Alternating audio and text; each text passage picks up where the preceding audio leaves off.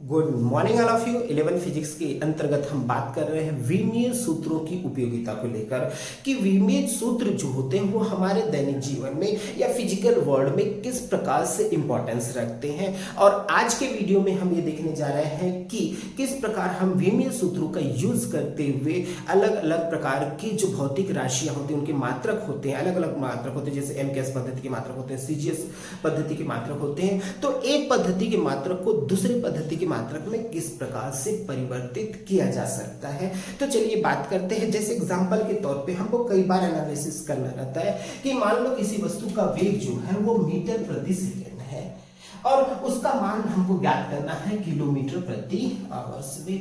तो मीटर प्रति सेकंड को किलोमीटर प्रति घंटा में किस प्रकार से परिवर्तित किया जाएगा, तो इसमें मैक्सिमम हमारे जो विद्यार्थी रहते हैं वो कंफ्यूज रहते हैं कि हम कैसे इसका एनालिसिस कर सकते हैं।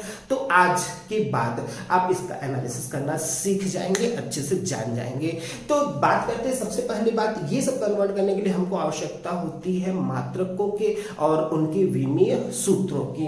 तो सबसे पहले जो मैं सूत्र बताने जा रहा हूं विमीय सूत्र, उसके बाद उसका एनालिसिस भी किया जाएगा। एक पद्धति के मात्रक को दूसरे पद्धति के मात्रक में परिवर्तित करने के लिए हमारे पास एक सूत्र होता है n2 = n1 m1 upon m2 raise to a, n1 upon n2 raise to b और t1 upon t2 raise to c।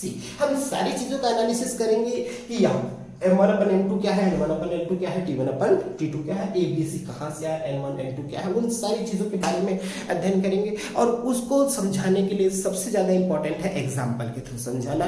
For example आज हम बात करने जा रहे हैं जैसे कि कार्य का जो मात्रक होता है वो एमकेएस पद्धति में जो मात्रक होता है हमारा वो होता है जूल, जबकि सीजीएस पद्धति में अर्ग होता है। हम कई बार ये संबंध देखते भी हैं कि 1 जूल बराबर फलाना अर्ग, तो किस प्रकार से उसका मान निकाला जाता है वो आज हम देखने जा रहे हैं। देखिए बात करते हैं कार्य का जो एमकेएस पद्धति में मात्रक जो होता है वो होता है जूल, जबकि सीजीएस पद्धति में मात्रक होता है अर्ग।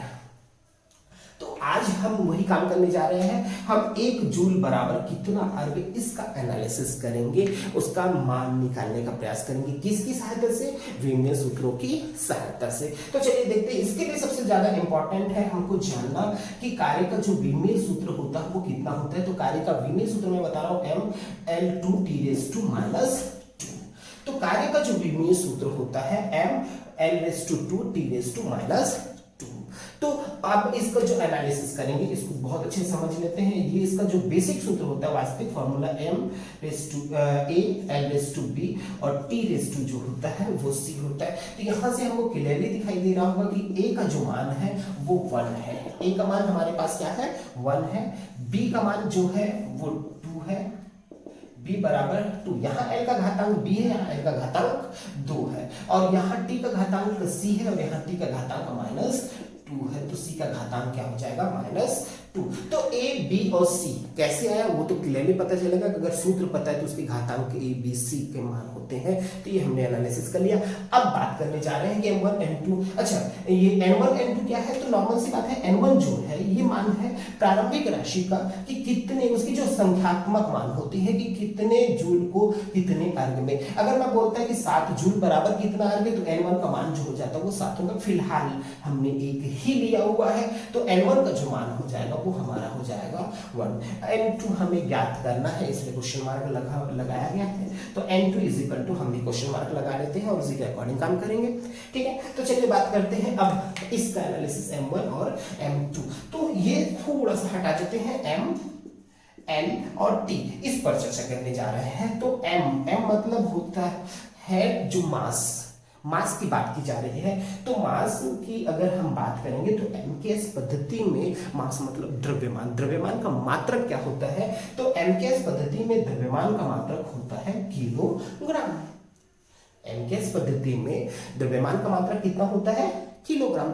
अच्छे से पता है। जबकि सीजीएस पद्धति में जो होता है वो ग्राम होता है। तो यहाँ बात होगा m1 जो ये है, m1 का मान, m1 ये 1 है और ये 2 है। तो m1 का मान जो है वो हमारे पास है 1 kg, 1 किलोग्राम। जबकि m2 का जो मान है वो हमारे पास है 1 ग्राम, तो इसको लिख लेते हैं 1 ग्राम। इसी प्रकार L for the length, L किसकी बात की जा रही है, लेंथ की बात की जा रही है। लेंथ मतलब लंबाई, तो लंबाई जो होता है, लंबाई का मात्रक एमकेएस पद्धति में होता है मीटर और सीजीएस पद्धति में होता है सेंटीमीटर। तो यहां से L1 का मान, इसको हटा दिया जाए, L1 का जो मान होता है, L1 जो हमारे पास है वो मीटर है, 1 मीटर, और यहाँ पर L2 का जो मान है वो है 1 centimetre. T for that time, and time तो नॉर्मल सी बात है, एमकेएस पद्धति में टाइम का जो मात्रक होता है वो सेकंड होता है और सीजीएस पद्धति में इट इज सेकंड ही होता है। तो चलिए बात करते हैं, T1 is equal to 1 second और T2 is equal to also 1 second. तो इस प्रकार हमारे सूत्रों में जो मान है वो सारे मान हमने एनालिसिस कर लिए हैं। तो सोचने वाली बात है कि हम कैसे एनालिसिस के फिर से देखते हैं। N1, तो N1 इज इक्वल टू 1, जो 1 जूल है उसको अर्ग में, तो उसके परिमाणात्मक मान को प्रदर्शित करता है। अब इसके बाद बाकी जो मान है, तो M1 1 किलोग्राम एमकेएस पद्धति में किलोग्राम, M2 1 ग्राम सीजीएस पद्धति में ग्राम, लेंथ 1 मीटर एमकेएस पद्धति में और 1 सेंटीमीटर सीजीएस पद्धति में। T1 टाइम दोनों में सेकंड एज इट इज रहता है, 1 सेकंड 1 सेकंड। एबीसी का मान हमको कैसे निकलेगा, तो जिस भौतिक राशि का मान परिवर्तित करना है उसी भौतिक राशि का विमीय सूत्र उसके एबीसी के मान को रिप्रेजेंट करेगा। तो चलिए बात करते हैं अब इसको सॉल्व करने की। इसके बाद अगर हम ऐसा कर लेते हैं तो हमारा जो सॉल्यूशन होता है वो बहुत आसान हो जाता है। तो चलिए देखते हैं हमारे सॉल्यूशन की ओर। N2 is equal to N1 का जो मान है वो हमने लिया हुआ है 1, M1 का मान हमने लिया हुआ है 1 kg upon 1 g, raise to A का मान जो है वो 1 है। N1 का मान जो है वो 1 मीटर अपन 1 सेंटीमीटर और B का जो मान है वो है 2, और जो टाइम है सेकेंड है, तो T1 का जो मान है 1 सेकेंड और T2 का मान भी 1 सेकेंड, रेज टू जो मान हो जाता है वो हमारा -2। अब यहाँ पर ध्यान दीजिए, 1 किलोग्राम को ग्राम में कन्वर्ट करना बहुत आसान है। तो 1 किलोग्राम मतलब नॉर्मल सी बात है, 1000 ग्राम को हम 1 किलोग्राम कहते हैं, बटे 1 ग्राम, रेज टू 1। यहाँ पर 1 मीटर मतलब 100 सेंटीमीटर बटे 1 सेंटीमीटर स्क्वायर, और 1 सेकेंड है, तो ये एक दूसरे से कैंसिल हो जाएगा, तो उसको सॉल्व करने की आवश्यकता नहीं है, ये नॉर्मल सी बात है, कैंसिल हो गया, उसके बाद रिजल्ट उसको कुछ मिलना है नहीं। अब यहाँ देखिए ग्राम में है तो 1, इसको लिखा जा सकता है 1000, ग्राम भी कैंसिल हो गया, सेंटीमीटर में कन्वर्ट हो गया है तो 10 की घात 2।